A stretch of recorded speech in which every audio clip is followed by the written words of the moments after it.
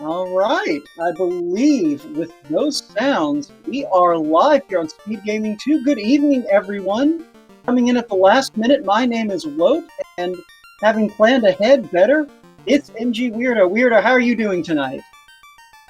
I am doing great. I wouldn't call myself as planning too much further ahead, just maybe half an hour or so, but I guess that, technically correct is the best kind of correct. Well, I said earlier today that we had a busy night, and it has not disappointed.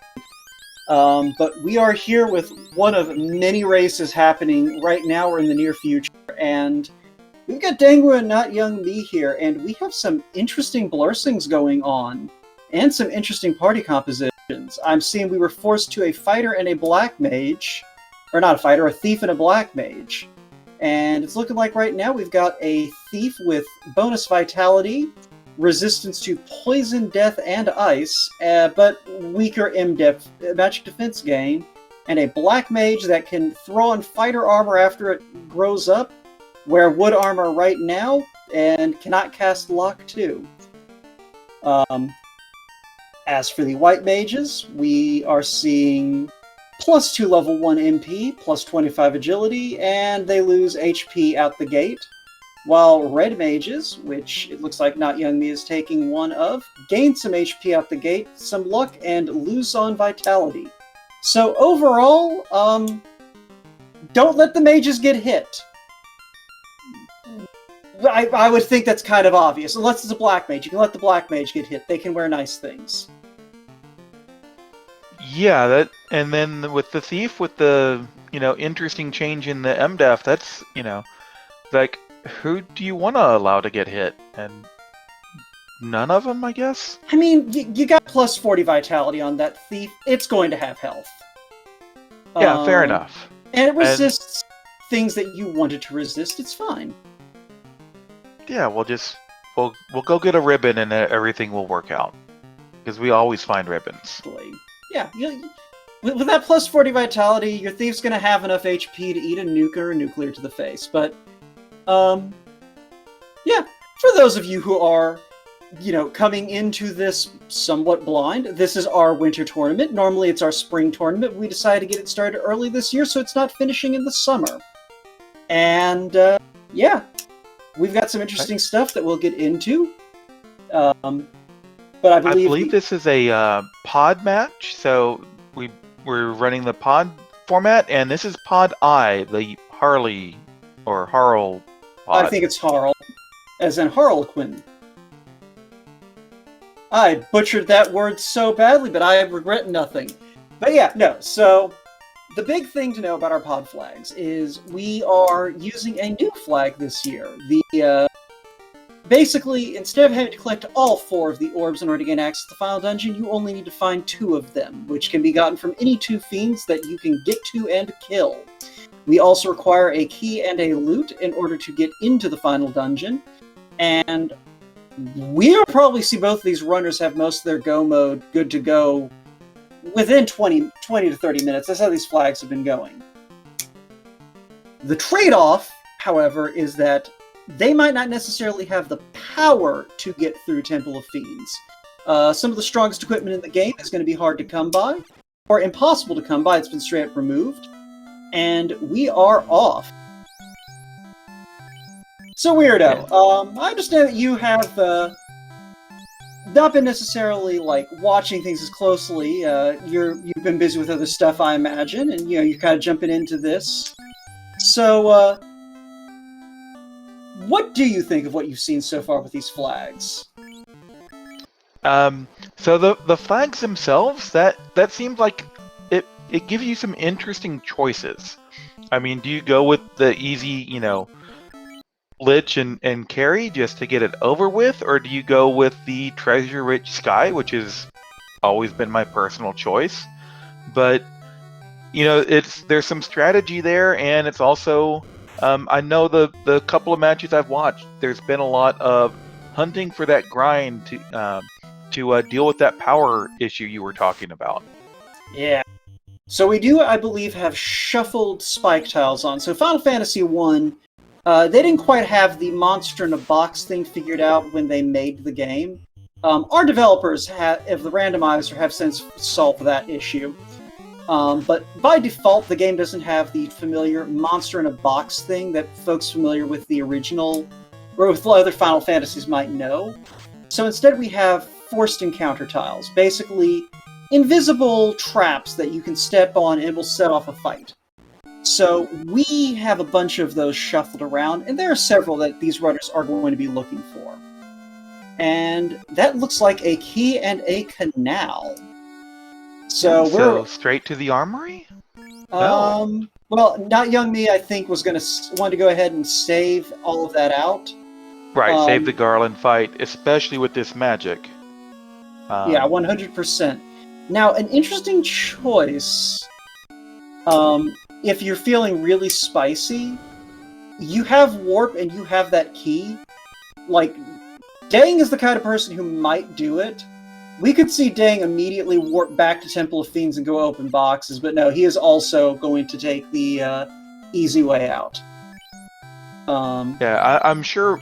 So, for Dengwoo is a veteran of our community and is widely known for Deng strats, which are sideways approaches to some of the problems the game throws at us that are often strangely effective, but not always. They are always entertaining, however. So, yeah, specifically one of the things that Deng is particularly fond of is the instant kill spells in this game, which Final Fantasy I predates the concept of a boss bit, or, some other marker in the game's code that says, hey, this enemy is just straight up immune to instant death. Which means that you can actually just one-shot a lot of, the boss enemies in this game if you know their weaknesses.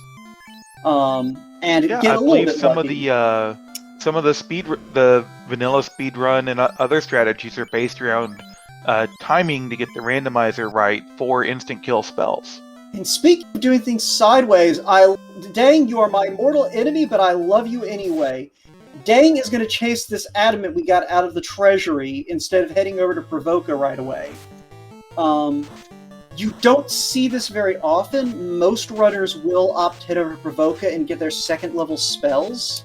And he may very well reset out of this, but I am pleased as punch that Dang is at least checking to see what's over here. And that is a +5 Vorpal sword. While the pirates give us an herb. Right, so the pirates give us a second fetch quest, and yeah, I had forgotten that Dengwoo also has access to the armory, so this is a couple of very important checks. He can look for equipment, and that Vorpal +5 is going to make a huge difference later on in this race. So, I mean, there's still a katana or two out there, I believe, but it's certainly, one of the better weapons you can find in the game. we started with that katana roll to a -2. I know how this game works. Earlier today, we had two runners that didn't have a thief, and they found +3 katanas. We have a thief now. It's going to be a -2 katana. That Vorpal is going to be your ninja's weapon. Well, I mean, it can't just be an easy seed. There's got to be something. I mean, the something is the fact that everyone here is made of paper. I was going to say, also our level 1 magic, which our best offensive spell is ice. So no sweepers yet. I saw Invis 2 at level 2, but I didn't catch all of the black magic yet. Yeah, a minor correction.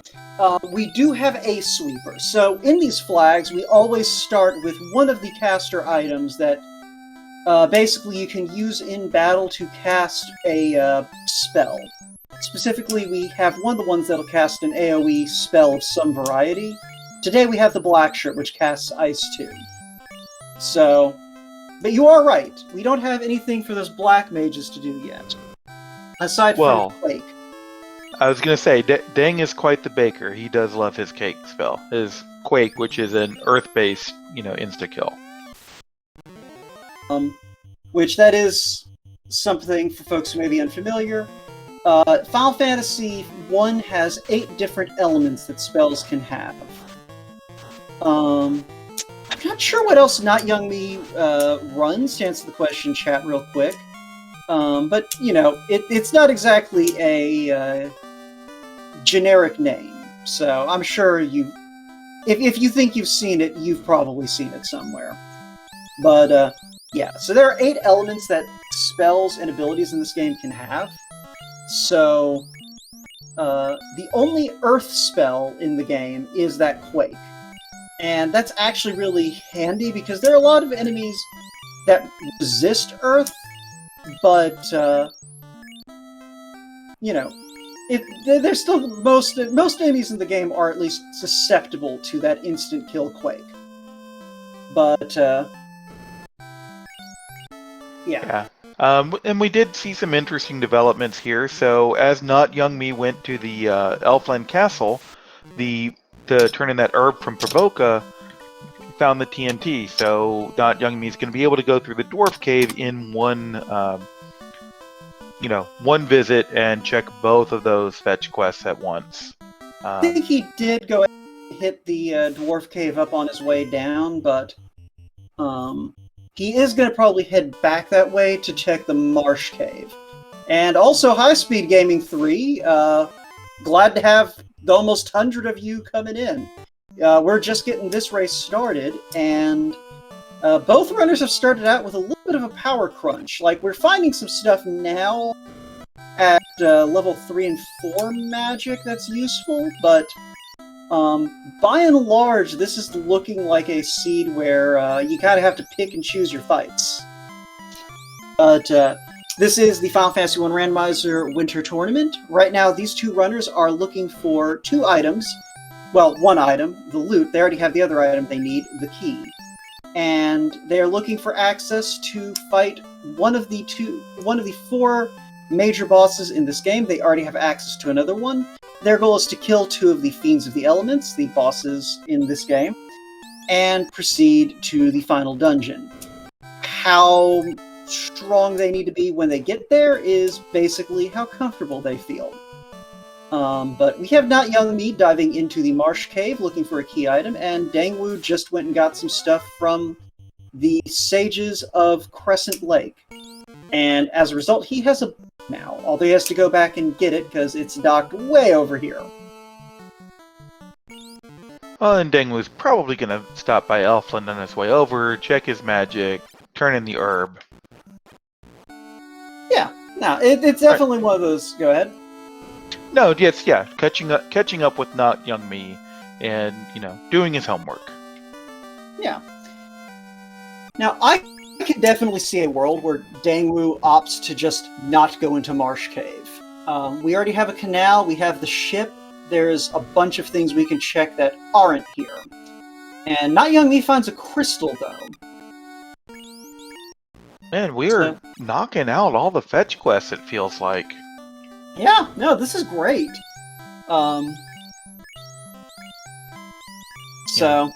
And just having to walk our way around the entire Inner Sea. Oh, that's the wrong color eye.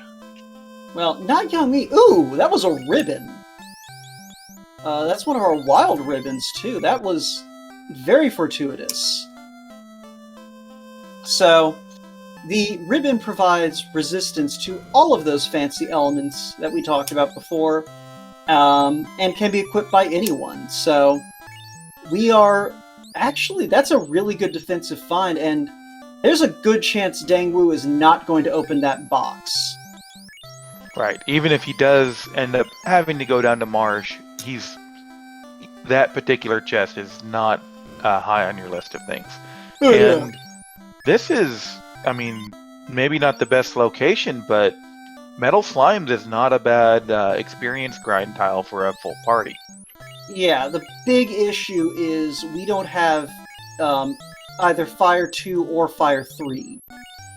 Right, so we don't one really of the have spells that they are weak against. Yeah, so we don't really have a way to take them down cleanly, but I'm sure Not Young Me is making note of that in case, there's no other choice. But we are going to go ahead and Oh, he's gonna go check the Yeah, the Northwest Castle Northwest Treasury. Castle. Thank you. I had a sudden blank on what this dungeon is called. Yeah. Ooh, there is an Aegis shield. If we, I do not believe the runners agreed to not recruit. I'll double check that real quick. Yeah. Right. And our Grey Worm is okay experience, but they're usually a bit tough to chew on. So, and the Giants aren't a very valuable experience tile. So, not young me going up, and we're gonna check the TNT. So, when one of these runners kills a fiend, there will be an NPC resembling one of the party members you could have in this game. If you talk to them, you can replace one of your current party members with someone of another class, basically the class of the sprite you are talking to. In some of these races, this tournament, the runners have agreed to not use recruits, but that is not the case here. So, with an Aegis shield available, we may see if either of these runners sees a fighter. They may tag out one of their mages, or even their thief, for a fighter. Yeah, I mean the one big thing going against a fighter, who knows if they'll remember it or if it matters to them, is that the blursing for the fighter, the malice has no ribbon. That's fine. The fighter's the one character you can find enough gear to not need to worry about that. We do have a question in chat, though. Do the recruits start level 1? Weirdo, do they? The last I knew from Pub, they started at whatever level your current character was in that slot. Exactly. The big difference is they do not keep any spells that the previous character had, so, if you swap a mage to a fighter, that fighter is not going to have, black magic or anything. By the same token, if you change a mage to another mage, you have to go rebuy all of their stuff, and that is a loot. So, does that mean we're technically in go mode already? Because we don't have a way to get into a second Fiend dungeon. We can get into Volcano without an item. Fair. No. Right. Yeah, we don't have a Rod and Oxyale or the Chime in the Cube yet. So, but yeah, we are very much already in the ability to get into position into the final dungeon. And yeah, to confirm, that is a required marsh. Yep, and then, I mean, I'll look again, but last I saw, I think I saw some, level 5 and level 6 characters, so that's probably not enough levels to make it down to the Fiends, much less kill them. I mean, we do have level 2 Confuse, so we could take a shot at carry. So you're saying you're gonna confuse me by attempting the Fiends? I'm saying that if I were feeling cheeky and I had Confuse at level 2 in my pocket, I'd think about it. I'd consider giving it a shot. But level 5 magic, we've got Fade available. Fade, Nuke, and Zap, so we got damage, we just don't have spell charges quite yet. Yeah. And worth noting, because we did also scope out the spells in Crescent Lake. At this point, we've got Life and Cure 4 sitting at level 6. Our Fire 3 is also at level 6, along with Brack and Temper. This is just an ugly spell list. Because, generally speaking, even with these flags where enemies roll a little bit higher than, we've seen in previous tournaments, generally speaking, you're not going to take your party much higher than the mid-20s, so really your first 6 spell levels are your workhorse levels. Yeah, and even, 5 and 6, you're going to have relatively limited casts of those, so it's not like you can cast your Tempers and your Bracks on every Fiend. You're going to have to really use some strategy to figure out what to use them on. So it's one of the things where, looking at what we've got so far, we do have Harm 3 at level 2 white magic. And one of the flags we have on today... Ooh, there's the Ruby out of Ice Cave. notyoungme making full use of that warp spell. Using a trick that you don't really see much in vanilla, since you don't learn warp until you class promote, and you need the floater out of Ice Cave for that, but you do sometimes see it when people come back to grind on the eye. But that Ruby is going to open up some stuff. But jumping back to the spells real quick, we do have a flag on that enables the White Mage to use the harm spell against anything. Not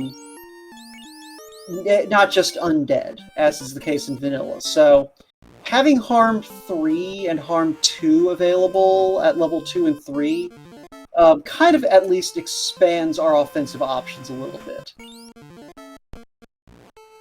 But Right, and especially with the red mage certainly being able to pick up whichever spells, which is our difference in our parties. So you can load up every single spell level with something that will do damage. yeah. Now you got me getting some good loot out of here. I think we just saw a gold bracelet +2 or +1, +1 I think on there. So that is pretty much the best armor you're going to see on most of these characters. Well, we have a couple of black shirts. So when Deng class promotes, he's going to be able to armor up those black mages if he wants, and it doesn't feel like hunting down fighter armor for them. But right. And well, I also want to point out that these two have chosen some very different routes. So we're exploring, and we're almost done with Ice Cave for notyoungme, and Dengwoo has taken advantage of his ship and is off exploring the seas. So we checked out Melmon, that wretched hive of scum and villainy, and tourist destination, and now we're in the Castle of Ordeals, making our way through the maze. Yeah. So Deng probably at this point looking for a floater specifically. The floater is the item required to get your airship, and that would at least allow Dengwoo to see Sarda without being that Ruby out of Ice Cave. notyoungme, meanwhile, probably hoping that that floater is in one of those 2 Ruby locked locations. The Ruby being required both to access the key item located in the Titan's tunnel that has been put there by the randomizer, and to get to Sarda if you don't have an airship. So, these runners are wanting very different things right now when it comes to where the floater is.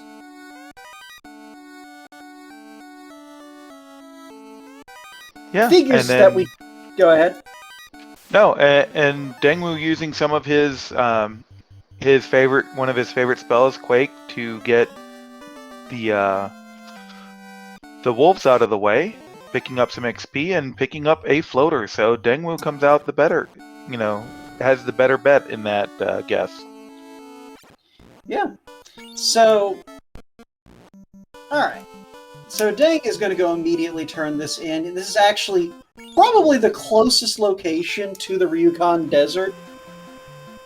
You can get this short of the stages themselves. Like, unless you get the floater at Crescent Lake, this is just about the easiest access you have to the desert to get the airship. So Deng is about to be airborne.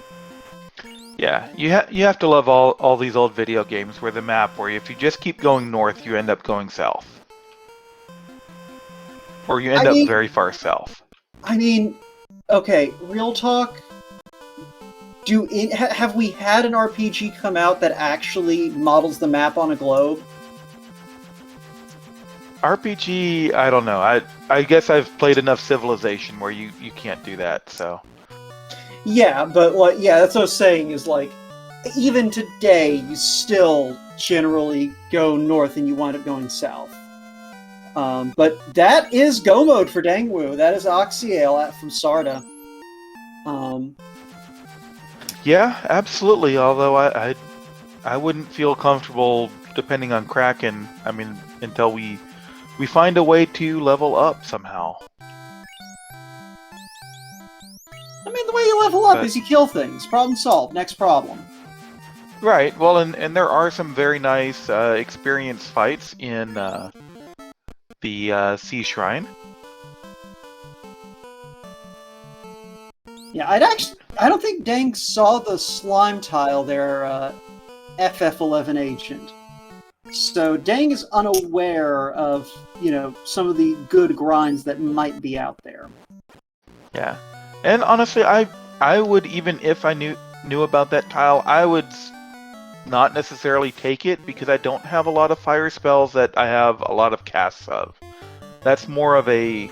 So we have different, or at least in my mind, there are different types of grind tiles. There are ones that are good for using spells like sweepers to clear out the entire pack to level up your party, and then there are ones where it's good for just a single melee character or two to hack down in melee. So and the metal slimes are much more of a spell casting to clear tile. Yeah. Yeah, one thing to note though, we just said Dengwoo is in go mode, but he is here in the waterfall still looking for key items. So there are a couple of reasons he's going to be doing this. One is he still wants the tail. The tail is the item required to promote your characters to their advanced form. But the other reason is he is still looking for equipment, presumably. One spell that we did not see in these first 6 levels is Fast Spell, which doubles the number of swings you take with the target takes with a weapon. That means that we are a little bit underpowered. Yeah, that is certainly a big boost. I mean, you might come down here just to talk to your buddy the robot. And I was thinking we also, I mean, we're looking for experience. It's not that far away. Yeah. And that red D tile's not the worst thing. I know most people don't necessarily shoot to grind on the red D. Dang, finding the chime here in on-rack and picking it up. Well, and that led me to a question for you, Wout. Okay. That we have, I know that there is a flag that is often checked in these where collecting key items gives you a bonus to the experience gained per fight. Mm-hmm. Is that selected? Do we have experience bonus per? Okay. I think so it's that 5% would be another per item. Yeah, so that just makes whatever grind he gets to that much more efficient if he's just picking up, those checks while they're available. Yeah, that is completely fair, and he knows any of these incentive locations will be a key item because we already have the incentivized ribbon and Vorpal sword. And for folks who may not be familiar with the terminology for this randomizer, we basically use a system we call incentivization. So certain items are flagged as incentive items. These are usually the key items of the game, as well as several choice pieces of equipment. We also have various locations in the game flagged as incentivized locations. So that could be special treasure locations in dungeons, that can be certain NPCs, basically memorable places that you would naturally think to check.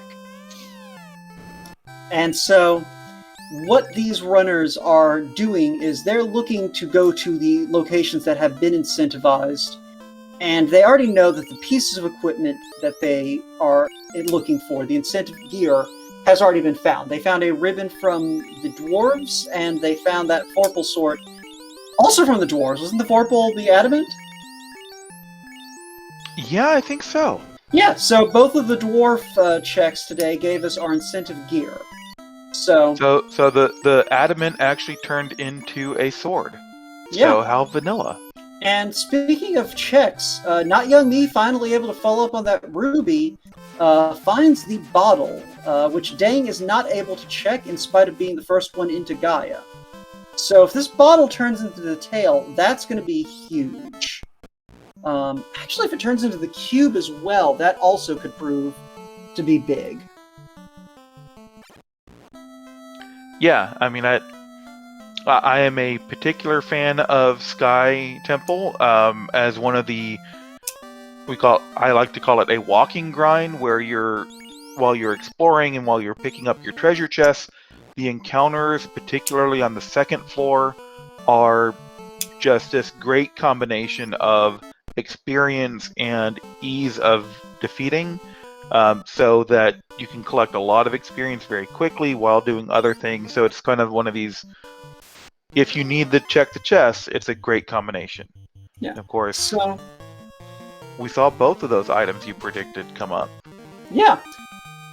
Interestingly enough, so Dengwoo probably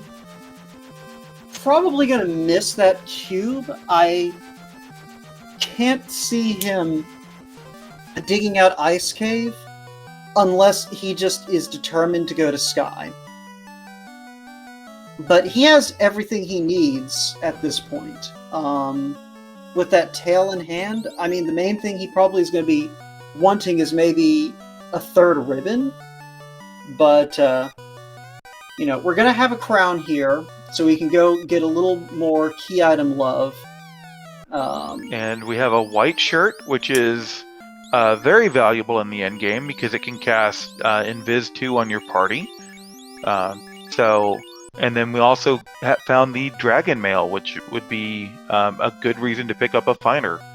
Or maybe it'll go in one of those black mages. Deng saying, you know what, I'm not going to grab a fighter, this is fine. And he's right. So those shirts are post-promotion armor for those mages. He's got 2 black shirts and a white shirt, and 2 black mages and a white mage. Deng could just slap these shirts onto his mages and gear them all up. It doesn't look like that's what he's going to do for now, but his armor situation is looking pretty solid, and that Vorpal is all he needs weapon-wise. Yeah, I mean, that's, other than like level 11, I think he's just about where he needs to be. Of course, I could be wrong on the level if I've missed a few, but no, that looks about right for the HP values we're seeing. Remember, that ninja has a plus 40 vitality over base. Right. Yeah, that's the only number that's really throwing me off because we're not used to a level 10 character having 300 health. That's usually mid-20s, 30s. Yeah, no, that vitality is disgusting. But yeah, so that rod, though, means we now have access to 3 Fiend dungeons. Earth Cave, Sea Shrine, and Volcano. And between the 2 runners, we have access to Sky, but they just need to put together the pieces and cover each other's tracks. Yeah, but I feel like at this point, considering where Deng is, he may just be saying, you know what? Sky is nice, but Earth is quicker. And we may be seeing an Earth dive here. And I don't necessarily think it's the worst thing. Earth has several chests that are under what we like to call the Better Trap Treasure flag. What Better Trap Treasure does is it says, hey, some of these chests, have this forced encounter tile in front of them. What if we make it worthwhile to do them? So it forces sort of better items into those treasure chests. And considering at this point probably the main thing Dengwoo is looking for is the Power Gauntlet that casts the Saber spell, I wouldn't put it past him to, try and hit some of these better trap tiles, and I didn't see what those fires had. Lit 3, and without ribbons on and everything, it just mowed through his party. That's fine. The one person who can pick everyone up is alive. It's fine. Well, And the other thing is, we're just going to walk and check this other tile and reset out because it's neither of those tiles are worth fighting. Mm-hmm.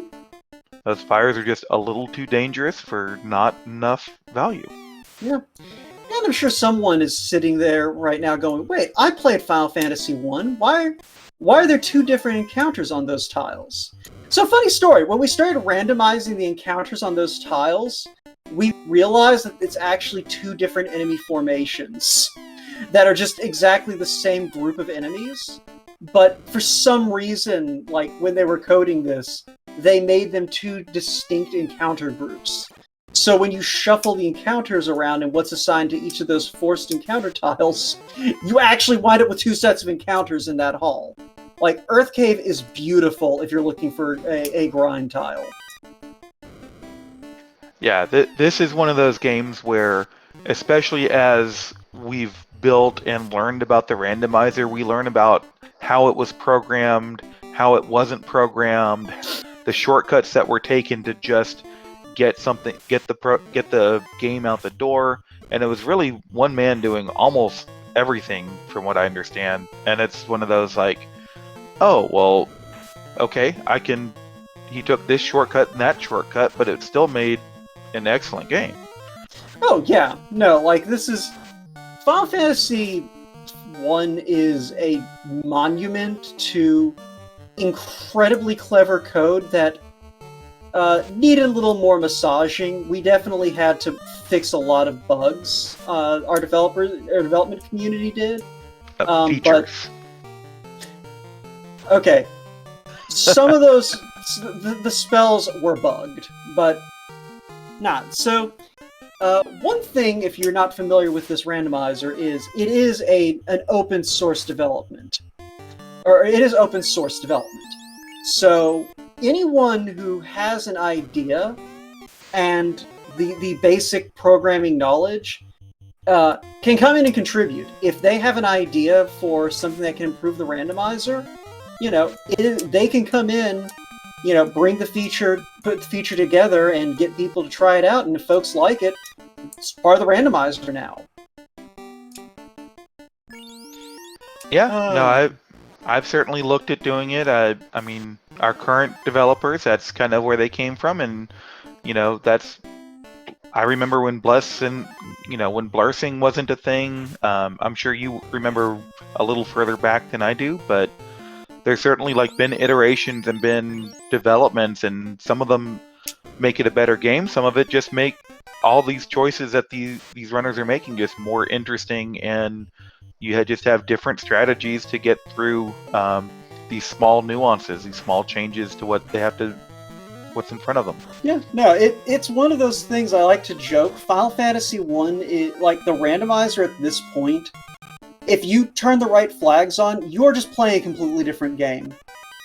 Like, you can turn around and turn this into just a radically different game, and that is a Fire +3 armor, so yeah, I think at this point, there's very little in the way of gear Deng could use aside from, again, that power gauntlet, the power bonk as we lovingly refer to it.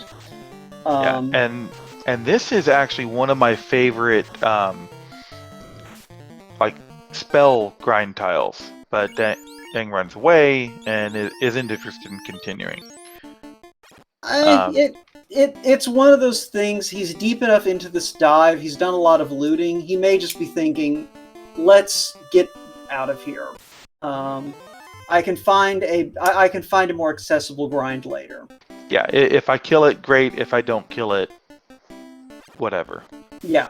Now, I'm definitely a fan of the throw out a murder spell and also run away strat, and just let turn order decide whether I get experience or not.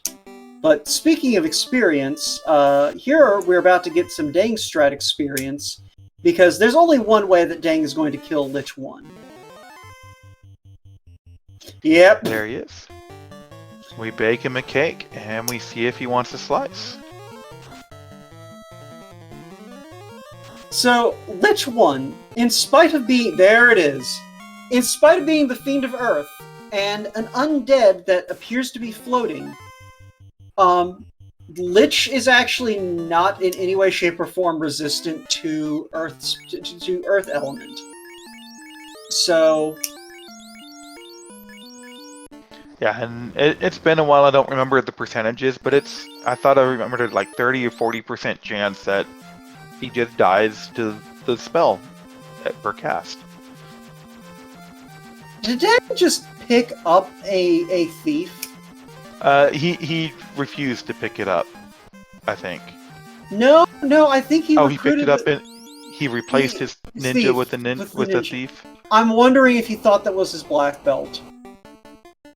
We'll have to ask him about that. Chat, don't let us forget to ask Deng about that, because I'm sure he is already aware that I'm going to ask him about that. Because, yeah, so when you do recruit a party member, as we said, you get that class at the level of whoever you're placing it with, and they lose all of their spells and all of their equipment. Oh, they lose their equipment? I thought the equipment stayed, it was just unequipped. That's what I'm saying, is it's unequipped. They lose the stuff they have on, you have to put it back on. That's why. Okay, that's right. how I knew that Deng swapped them out, because he had to go put his armor and weapon back on his ninja.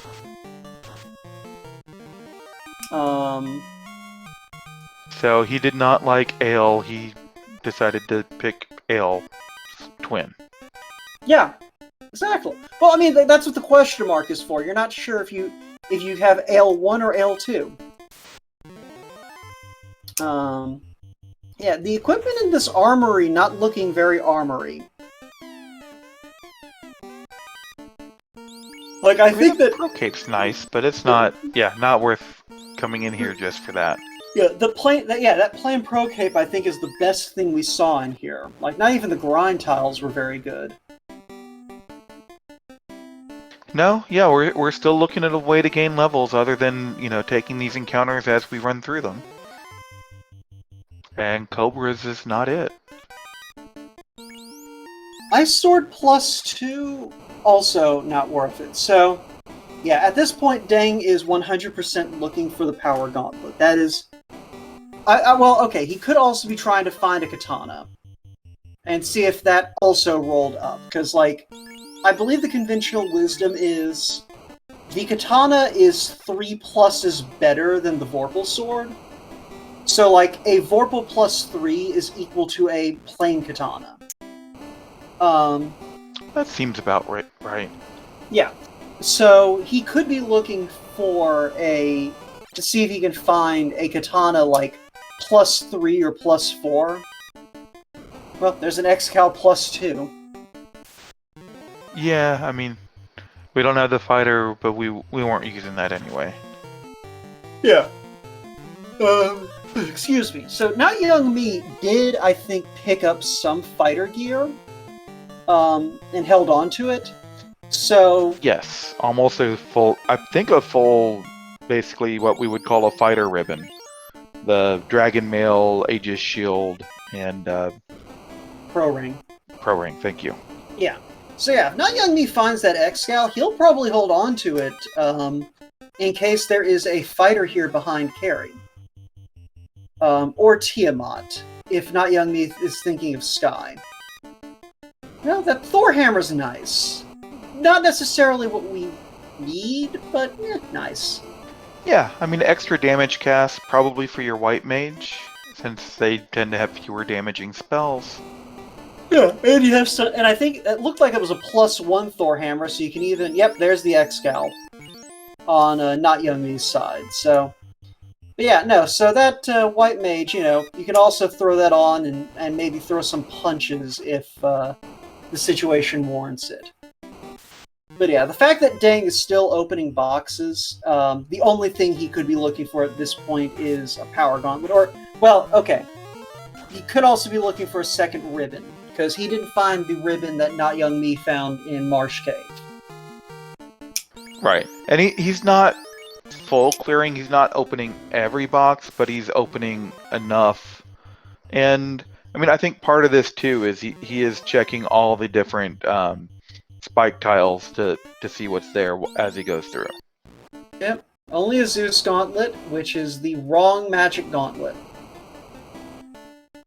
But Yep, and I do want to point out Dengwoo is making good use of that warp spell to just avoid refighting things that he doesn't want to fight and just saving himself steps. So as we go into a simultaneous dueling carry fight. yeah. And I do believe I saw a fighter behind this carry, so Not Young Me may be about to swap someone out for that knight. Yeah, that's a fighter, and who are we replacing? The Red Mage. Alright, Not the so... Red Mage. I mean, that was who was apparently carrying all the fighter's stuff, so... Okay, so... Not Young Me doing a little bit of swapping around, trying to figure out which of the fighter gear he wants to keep on the fighter. Possibly having forgotten that the fighter can't wear ribbons. Oh no, he never. Oh, he might have checked at the startup screen, but yeah. Right. Having Well, had a think. No, he did forget and checked again and realized it. And then we also have basically a second set of fighter gear that, I mean, I suppose we could put on a wizard, but it doesn't seem like we're doing that. That's fine. So yeah, between that Vorpal on the ninja and the Excal on the fighter, Not Young Me probably thinking at this point, I don't really need better gear. I've got all the melee power I need, and Dengwoo probably going to check these two locked rooms on the right here. If he doesn't find the power bonk here, then he's probably going to say, you know what? This is good enough. I'm just going to have to go for it. But finding a pack of mages is actually not bad. Especially as close to an entrance as it is. Right, so getting in and out of your grind and making sure you save your grind is often can trip up and cancel out some of the better fights. You know, those squares that were, deep, right next to carry, you're only seeing those once as you go through. You're not coming back down and going through the whole dungeon just to get there. It's just not worth your time. Yeah. Now, maybe if it were an I could see someone maybe thinking about it then, because you do have that warp out right there. There it is! Power Gauntlet +2. Dengwoo is not looking great on levels at the moment, but I mean, he's got mages right here. I mean, I wouldn't be surprised if he just picks up his, 8 or 10 levels here and makes a dive, and you might even make a dive and just see how tough it is, and then grind up as much as you feel like. Yeah, I mean, honestly, if I were in Dang's shoes, I would just go ahead and walk into Temple of Fiends and see what the encounter table looks like right there at the entrance, because the best experience encounters in the game are all in Temple of Fiends, Revisited. So we could also see him up for that, but and that looks like what he's going to do. He's I think level 20 now. Yeah, so... he was 19 before that last fight, and this is actually reminiscent of my first spring tournament, where I saw this runner called Shadow Walker, who would dive the Temple of Fiends at like level 16, 17 even, just to see what was down there, and a lot of times he would just manage to pull through and defeat the Fiends at that level. Yeah. It's one of those things, the flags we're using for this one, the scaling for enemies is, I believe, 80 to 190, and the Fiends are 80 to 180. I might have it backwards.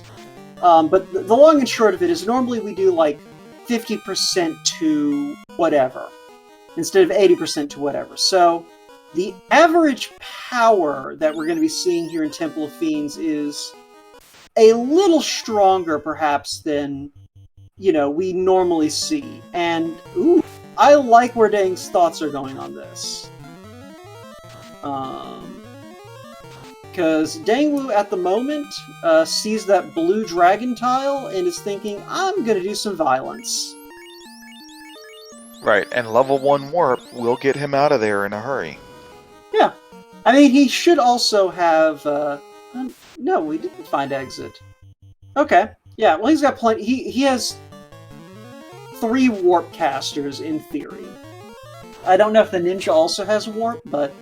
Yeah. But either way... I don't remember him going back and buying spells for the ninja, but yeah. He's certainly decided that he wants to pick up some extra encounters here. Yeah. So, yeah, but to get back to what I was saying, so... you're seeing these Topher dives go a little bit higher level than perhaps we've seen in previous tournaments because the scaling has been adjusted so that everything's a little more dangerous. You're almost always going to see things roll up from vanilla rather than roll down.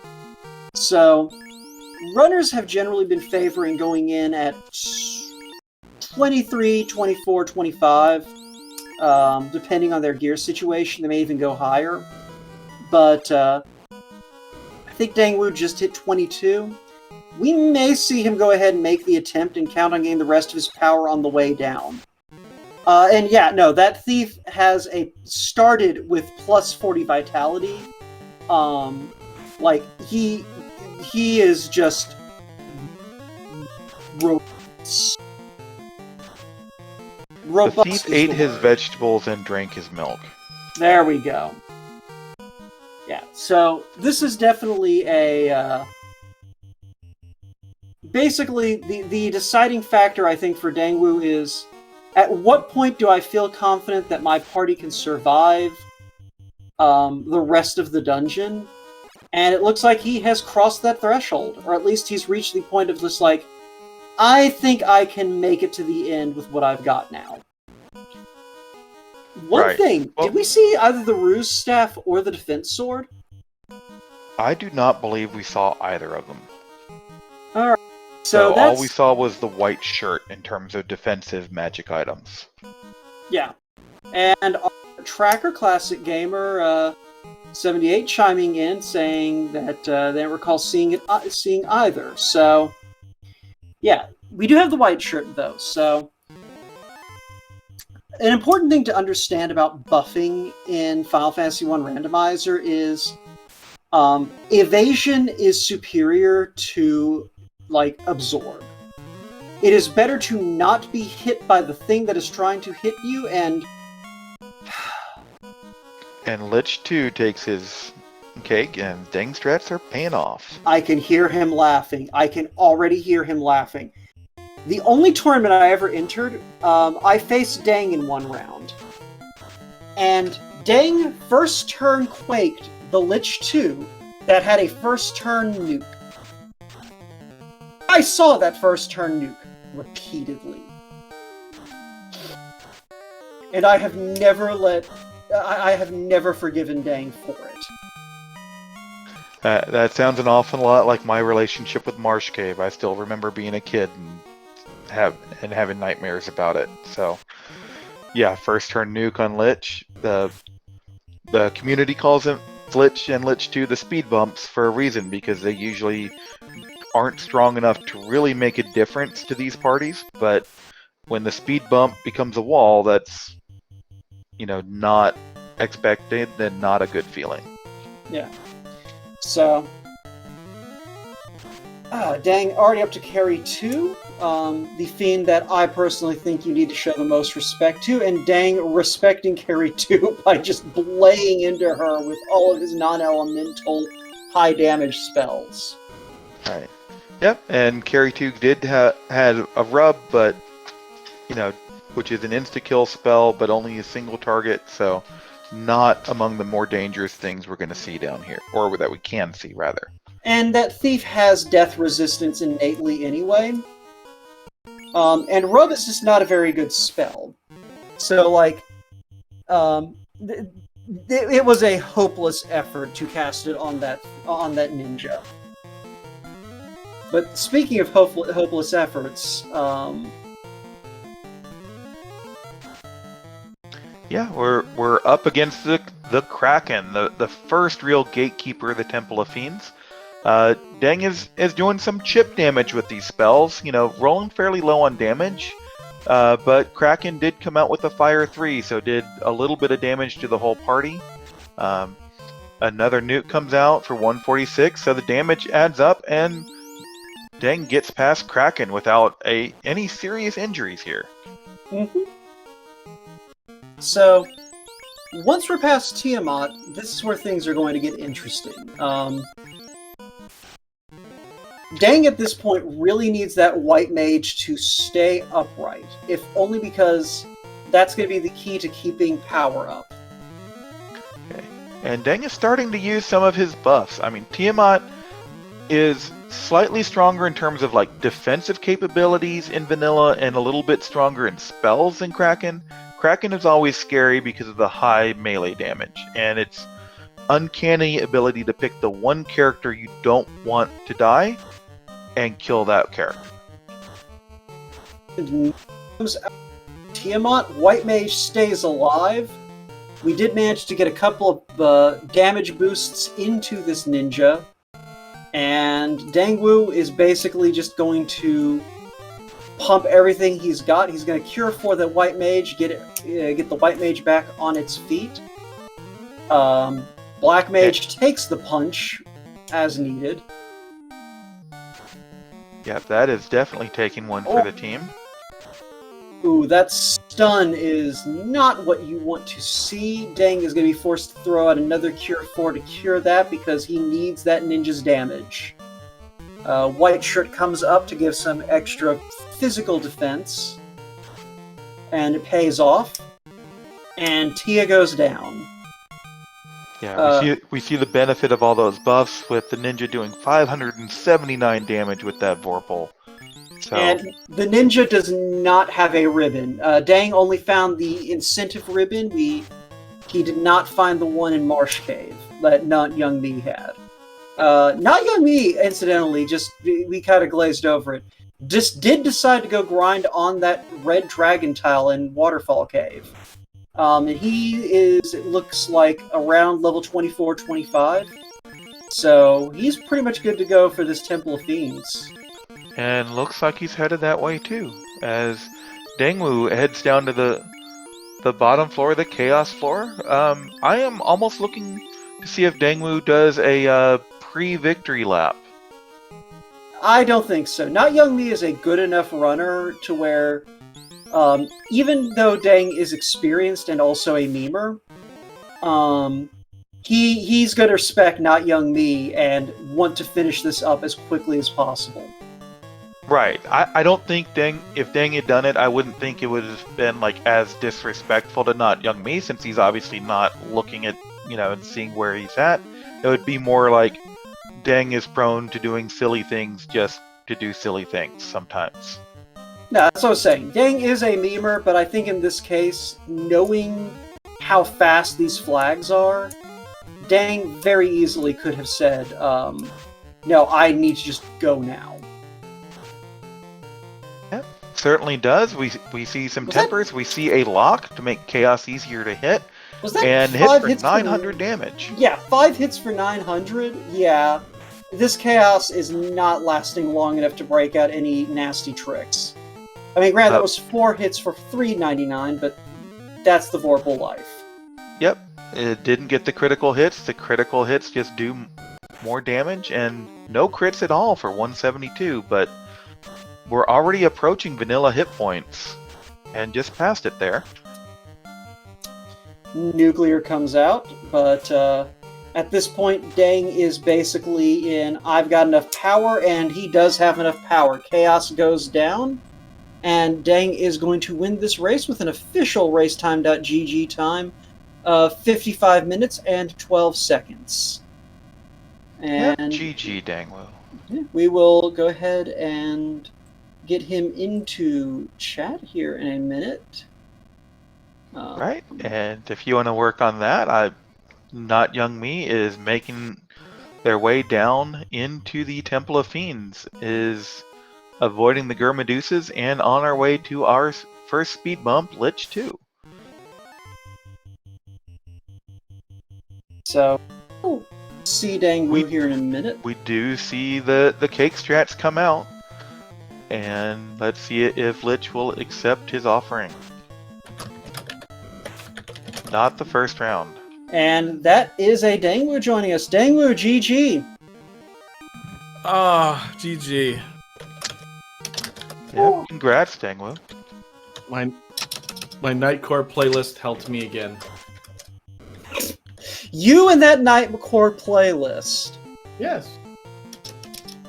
So, is that how you convince the Lich to take his servings? Uh-huh. Look, I had to show Woat how it's done once again on how to beat people, and that's how it is. You cast cake on Lich, it falls over, and you don't see anything. So, I have to say, notyoungme just defeated Lich 2, and had to do it the old-fashioned way, with swords and poking. Lich did not accept the cake. Oh. It was a little full after I did it. notyoungme's been collecting night gear the whole time, so when he saw that fighter after carry, he tagged out the red mage he'd been lugging around for a night. Okay, I thought about it. I actually thought about with the Excalibur switching it out for the night. But without a ribbon, I really didn't want to. It was a weird thing. I almost did it. Yeah. That's one of those things, between the dragon armor and the Aegis and the pro ring, like, you had the poor man's ribbon for that fighter, so. Ooh, and that is nasty. That's something you did not see, Dengwoo. Sea snakes have thunder, so they are thunder snakes. Yeah, fortunately, notyoungme has that dragon armor and found there was actually a second ribbon in Marsh Cave. In that bottom right chest. I thought about looking at it, but like it was one of those things where I was trying to be greedy, but not too greedy, and it wasn't paying off in a lot of checks, so yeah. Yeah. But speaking of being greedy, so what would you have done if you hadn't been bailed out by that last box you opened being the power of Gauntlet? Nothing. I still would have done it. Yeah, no, we saw you digging around looking for the power bonk there by the end of it. I'm assuming a second ribbon was also on your want list. Second ribbon for sure. The power gauntlet obviously helpful. Ruse stick might have been the better or the one thing that I wanted above anything else, just to protect the white mage a bit more. I don't know. It was tough all around, but with how evasive the black mages were with the wood armor, felt kind of good just using them as a meat shield. So speaking of white mages, Kraken. I mean, yeah, back row white mage melee hit dead. It never ceases to amaze me because there's nothing in the code that makes Kraken do that. Are you sure? I'm positive. I've looked. I know other people have looked. There's no reason that Kraken always targets the white mage. It just when Kraken hits the white mage, we all feel it in our souls because we've all been there and just had the run just die at that point. Okay, it's not a cognitive bias, weirdo. Like, I'm reasonably certain we can statistically show that in broadcast races, Kraken hits someone's white mage more often than 12.5% of the time. Look, you have to show Kraken no fear, okay? It's like when you take on a grizzly bear, you're supposed to make yourself look taller. That's the reason why I went all offense. You know, that's what you got to do. You got to be tall. You got to show it that you're not afraid of Kraken. Yeah. In some cases, it doesn't care and it still takes you out. But either way, at least you try. But I am scared of grizzly bears and Krakens. I know, I am too. Yeah. So, unfortunately, that nuke from Tiamat comes out, and yeah, notyoungme at this point decides he's had enough. So that is unfortunately going to be a forfeit from notyoungme. Yeah, and you can't really blame them. They saw every bad luck thing that you didn't see, Dengwoo. Really? And a few things that Dengwoo did see, but yeah, and just rolled a little different. So, I was gonna say it was a terrifying Topher because like my casters only had what 250 HP, something like that around. You know, one bad any spell and they're all dud. I don't know. Oh, that was that nuke from Tia 2 really terrified me. I'm glad it rolled just low enough where the white mage survived. Yeah.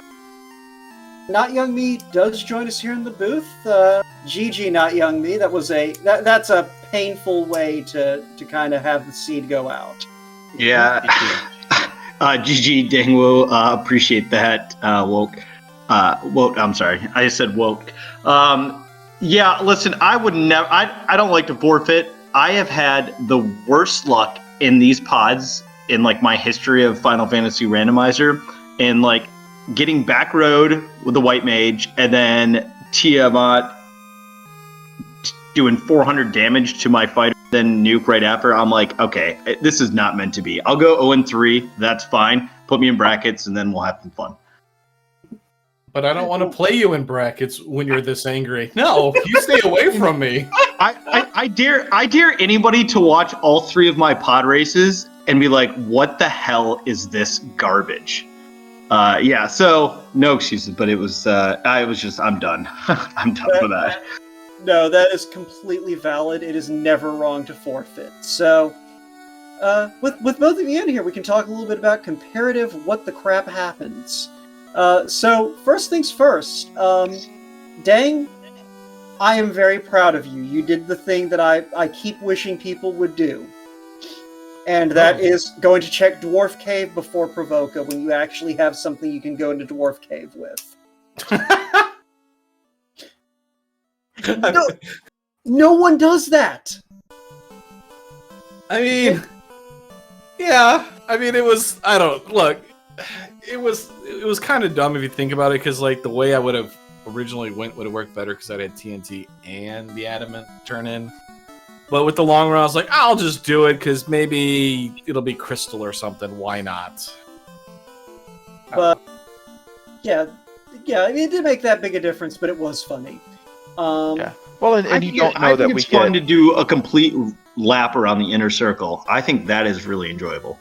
I needed my cardio, and so I went for it. Yeah. It was good times. Yeah. Second point of comparison I would have to say is classes. So we had 2 choices. We had I believe a red mage for notyoungme versus a black mage for Dengwoo starting out. And then we also had the choice of what you guys picked up. So like Dengwoo, you got a thief for a thief. It's just for the max rolls. The stats when you recruit a character gets max the benefits. Just has higher stats. That's all. I didn't actually know that was a thing. Yep. I will have to keep that in mind to spice up commentary next time. Yeah, we were wondering why you did that, but that actually makes a lot of sense, and that's actually really good to know. Yeah, because I knew I needed every little bit to get through it, because like I wasn't getting anything at that point, and I'm like, I'll just do it because I don't have any spells. It's not like it's gonna hurt me any. I take like an extra 5 seconds or 2 seconds there to re-equip all of its equipment, and I'm done. So might as well for a little extra stats. Yeah, that's fair, and that's why you are known for the Deng strats. You find these different ways of looking at the same mechanics and finding something just a little different way to approach it that turns out to be effective. So, you also, a recruit, you went ahead and traded out your red mage for a fighter, and so what was your thinking behind both bringing the red mage out the gate and swapping off to the fighter?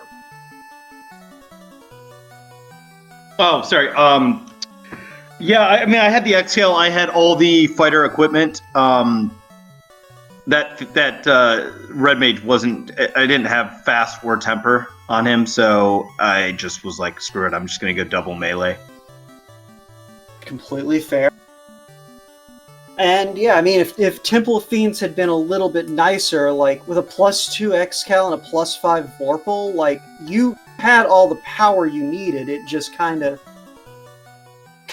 Kraken decided to do Kraken things. I mean, and then I found the power bonk. It sounds like Dengwoo found it as well. I was kind of hoping, I mean, not hoping, but I was thinking maybe you had missed that. Check the first one and just saw that it wasn't good grind tile, and then skip the other two. But it was nice to see that. I figured between the white shirt and the power bonk, yeah, and like you're saying, Excal +2 and the Vorpal +5, as long as nothing bad happened, I'd be fine. But yeah, of course, didn't work out. I mean, no, I mean that was not a bad strat in the slightest. Like it really did just come down to Kraken doing Kraken things, and you really can't control for that. Yeah, I was gonna say, I think Kraken on mine ended up attacking one of my black mages, and they survived or something like. I can't remember what Kraken did. Fire 3 with the first round. Oh yeah, Fire 3. And Yeah, then I think didn't get a turn the second round. Because I was just, I went full offense. I was like, I'm killing you before you kill me. Nice. Did you end up doing a full party grind, or did you do a solo grind? I did a full party. I was in Topher. Like the gas dragons were like they were all around in Toph 3 or Topher 3. That I just got all that experience so quick. I went from like 17 to 23 or 22 real quickly, and I just said, okay, we're going. Yeah. Once I got into Topher, I ended up going to Waterfall to grind on that Red D maybe, and I was thinking, I got like halfway through it, I'm like, what am I doing? I should just be in Topher grinding. So that definitely was the better play. It definitely helped to get the casters up, because I mean, getting the temper charges I think was the biggest play there. Right. Just because I don't have to waste time getting my ninja up with the power bonks. I'm just tempering, and I'm already attacking, especially the power bonk. He's already got so many hits. You just want him active as fast as possible and have the white mage as your support staff as much as possible. Or at least that was my plan. Yeah, I mean, that was one small difference I did see in those Fiend fights, was just not just the offense, but it's like if you have to buff up for your offense, it's just a little bit slower, and that's one of those small differences that gives those Fiends an extra chance. Yep. And cake. And cake. But, alright. So, I think that, we've dissected this enough.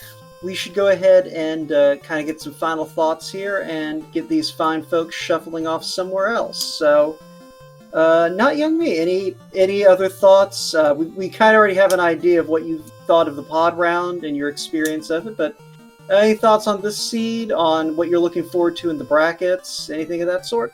I'm looking forward to just getting to brackets. The pods between Dengwoo, Caleb, and Guardian Marcus, I was just like, all right, this is going to be fun. So I'm ready for brackets, just to do a complete reset. But, props to Dengwoo. He's a fantastic runner. And I knew it'd be tough to take them down. So a lot of fun. And then to both of you for commentating, really appreciate it. Obviously no one's getting paid for this, so it's just volunteering, and you guys stepped up, so greatly appreciate that. I don't know who tracked, but whoever did, thank you as well. And then to anyone who's watching, appreciate everyone watching, and hopefully it was enjoyable. Anything to add? Oh no, everything that he touched on, I 100% agree there. I mean, I've seen what notyoungme can do when he's racing, so like I was, just trying to do my best to at least put up a fight. And yeah, I mean, that's the reason why I went the extra white mage with the double black. I was like, I need speed and power. I had to get the Lord Fizzlebeef thing there, just speed and power with a little bit of white mage. Yeah. I don't know. But either way, I was like level 8 for half of the seed. Yeah. Hey, real quick, I gotta know, because I'm not gonna rewatch that race. I can't. I'm gonna throw up if I do. Did you go to Ordeals early? I went there because I was hoping Dead Pulse was watching as well, because it turned out to be the floater, obviously, but it turned out to be the floater in my match, an hour and a half ago. And I was just wondering how quick you went there. Yeah, I went there after Crystal Turn-In. Gotcha. Okay. So I went out of the Inner Sea, went around, went down there to the Crystal Turn-In, then I went to Ordeals. Yeah, I was wondering. I was like, okay, maybe if he goes, maybe he did, or they did Ruby and the starter check first. But yeah, I did the same. And I also went into Melman like 6 times. It was great. I have to say that's a fantastic town. Always enjoyable.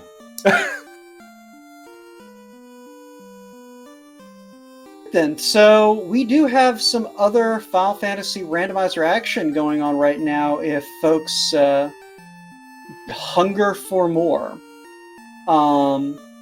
So we currently have a race over on RPG Limit Break that probably is close to wrapping up, but you might be able to catch the tail end of that, F. Coughlin versus Goats Pirate. And if you'd rather stay here on the Speed Gaming family of networks, we have Guardian Marcus versus IB Karma, I believe the other half of y'all's pod, going to be starting their race here in about 7 minutes, and then that'll be live soon after on Speed Gaming Prime. That's twitch.tv/speedgaming. I wouldn't be surprised if we get sent over there in chat. But that should also be a good race if I'm not crazy. Yeah, a great race and one of our premier comms teams. That's Mr. Speed and Power himself, Lord Fizzlebeef, and the boss lady, Danny. It's going to be a fun race on basically every front, so go definitely check that out if you have lingered this long. But speaking of lingering too long, I think that's exactly what we've done. So, Classic Gamer 76, thank you for tracking. MG Weirdo, thanks for letting me jump in the booth with you. No, thanks for filling me in on everything, Wout, and getting me caught up to speed. So, so make sure to follow these fine folks. Make sure to follow the runners, and if you like what you see and want to be kept up to date, FinalFantasyRandomizer.com for the randomizer and a link to our Discord. If you hop into the Discord, there's no big announcement that you did, so you can just sneak in and just keep an eye on the schedule. But that's going to do it for us here. Weirdo, thanks again. Take us out of here. no, just thank you for Speed Gaming for helping us put on our tournament, and then good night, everybody.